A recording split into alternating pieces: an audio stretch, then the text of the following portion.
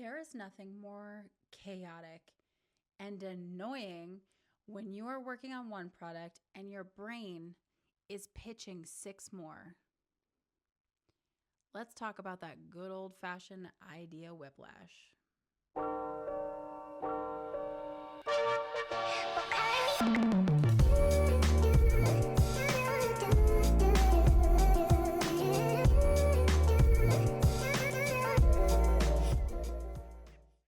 Hello, my beautiful entrepreneurs. My name is Tabitha Bear, and this is A Hot Mess Builds an Empire. I let you know at the beginning of every episode, I have absolutely no idea what it is that I'm doing, but I'm doing it with the energy of someone who has tripped and is making a career out of the fall. You do not lack ideas. You don't. In fact, ideas arrive all the time. New products, new series, new YouTube channel, new podcast, new ebook, maybe a retreat, a course. I'm going to start a new Instagram account. I've got like 8 of them because they just felt like a good idea. Whoops. Every new idea that you are getting right now suddenly feels very urgent, very needs to be taken care of right now. They all demand your attention right now. Little clown car of demanding ideas, right? Just one after the other coming out of that little car. How do they all fit in there? I don't know. I didn't design the car, but man, just keep on coming out. Big shoes and all. Let's dive into what idea whiplash really feels like. So you sit down to work on something, right? Let's call it an ebook in Canva. You're sitting down, you're processing things in Canva, you're already sketched out what your ebook looks like, and now you kind of have to do the boring part of taking it from here, putting it there, taking it from here, putting it from there, right? And your brain goes, hey, over here. I have an idea for a course. What do you think of that? Only thing I need from you is your attention. And then your brain goes, hey, but you know what? You know what's even better than a course? A retreat. Or you know what's even better than a retreat? A live workshop. Oh my God, do you know what's even better than an ebook? A podcast. You suddenly get overwhelmed by these ideas. Your brain is overclocked. It just won't stop. So first of all, there's nothing wrong with you. I just want to point that out. If for whatever reason you feel like there's something wrong with you because you just can't quite focus, there's nothing wrong with you. Your brain and your creativity thrive on novelty. In fact, when you come up with new, fresh ideas that have been untouched by any type of negative emotion or interaction with your business, right? You're being fed dopamine. You're being rewarded dopamine by your brain for coming up with new ideas. So your brain goes, hey, you know that you're kind of in the middle of something boring and uncomfortable right now and you just don't care for it? Here's a new idea. Oh, you like that little dopamine? Oh, here's another idea. And you get happy, right?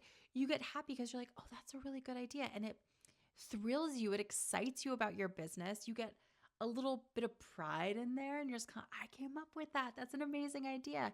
And you just keep letting the idea whiplash happen and happen and happen. And your product you were working on, that ebook you were working on, suddenly no longer has progress. Because you're too busy worrying about all these brand new shiny ideas and quite frankly drowning in dopamine to realize that you have to regroup. There is an emotional cost to pivoting away from what it is that you're working on to address these urgent, better ideas. You have half-finished projects piling up that you don't know what to do with.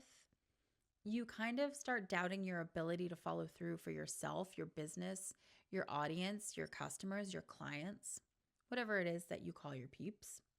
Your momentum disappears, your confidence takes a hit, and you start to feel like busy, but it's not effective. And you have to realize that this is not a productivity issue. It's kind of an emotional regulation issue.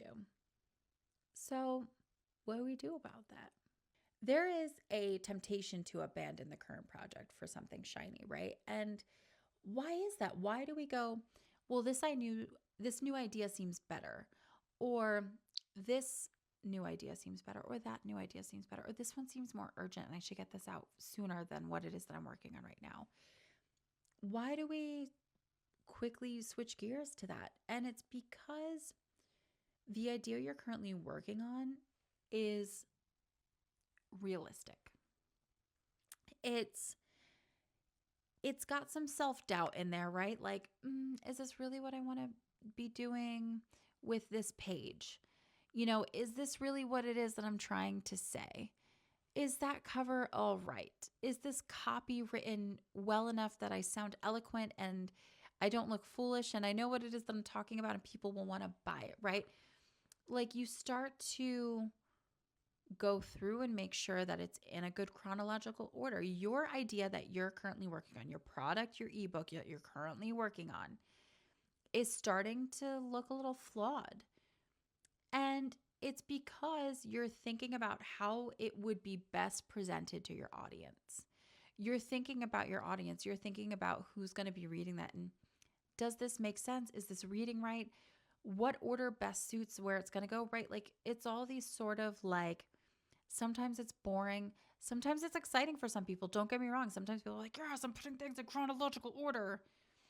I find it irritating because I'm like, oh, how is this? What's the best way this is going to go, right? And sometimes the building part of it, like the putting together all the pieces of the puzzle that you've been working on, sometimes that's not as fun because it requires patience. It requires some repetition and it requires your focus. And it's very tempting to want to walk away from that. So let's talk about what we do. What do we do when this happens? Because you don't want to feel crummy later, like, hey, I never finished that ebook, and just toss it in the pile of half finished things. You don't want to feel crummy about the fact that you got distracted. So your brain is using two different parts when it comes to execution, which is a skill, and the creativity, which is just churning out all those ideas. So you need to learn how to contain them. You need to steward them responsibly. And that's what we're going to work on next. We're going to figure out how to get through a really good filtration system for you. So here's what it is that I do.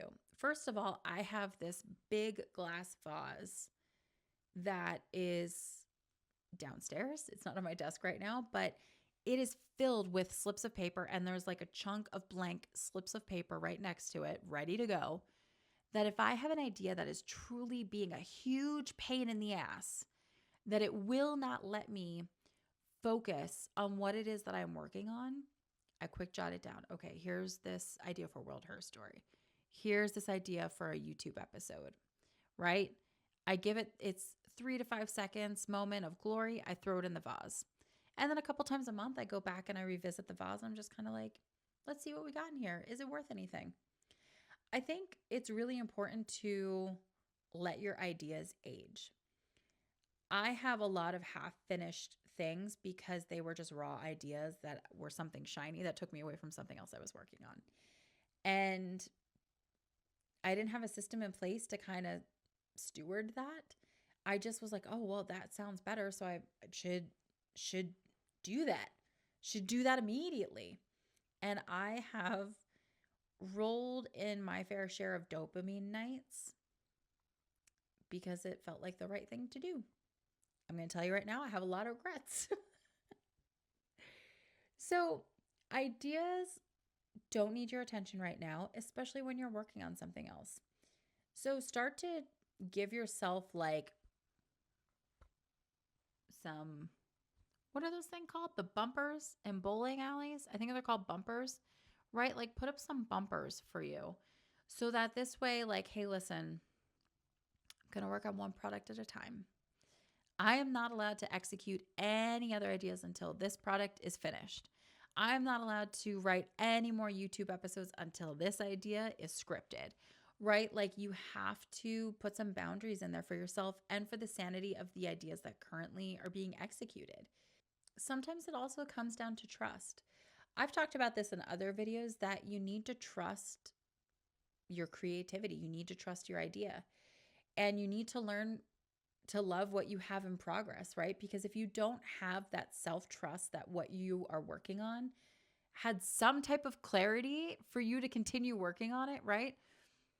Like you're just always going to fall flat. You're always going to fall flat on your face if you just keep going after the shiny things time and time again, and you will never finish anything.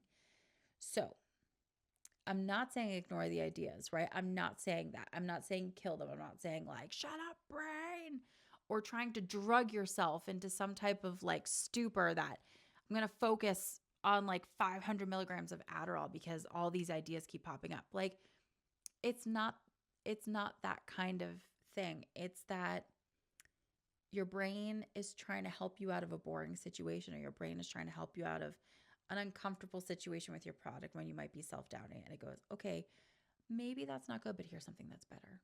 Here's something that's better. I'm going to help you out of this one. Act on this, act on this, act on this. Have faith.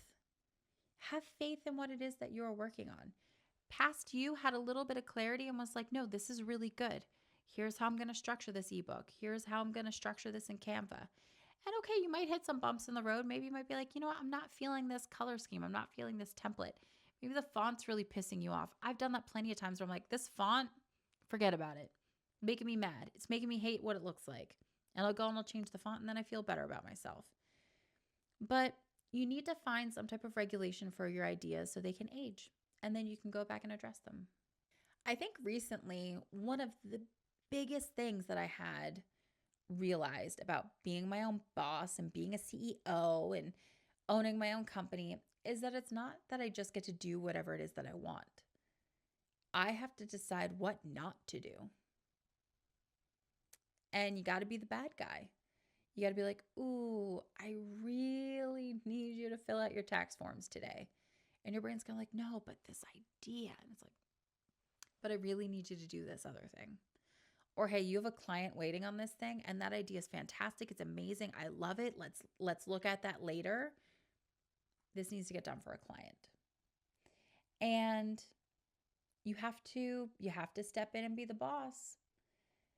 Just because you are your own boss doesn't mean you get to just like flamboyantly do whatever it is that you want. You have to choose focus over frenzy. You do. And remember, discipline is not punishment, it's protection. It is. Your business cannot thrive if everything is always coming soon. I've been there. I've done the coming soon so many times, signed myself up for 900 different ideas, and never executed things. It didn't get me very far. It didn't. But focus is a leadership skill. Focus is something that you could really use in your business. Is every day a perfect day that I'm always working on just one product at a time? No. God, no. But I put those bumpers up.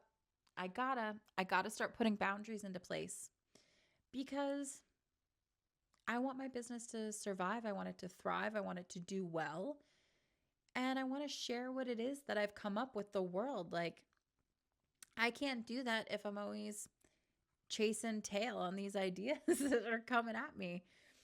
I'll just never get anything done and I'll be really upset with myself later. So, a quick dose of dopamine now to be upset with yourself later because you didn't finish the book you were working on, it's not worth it.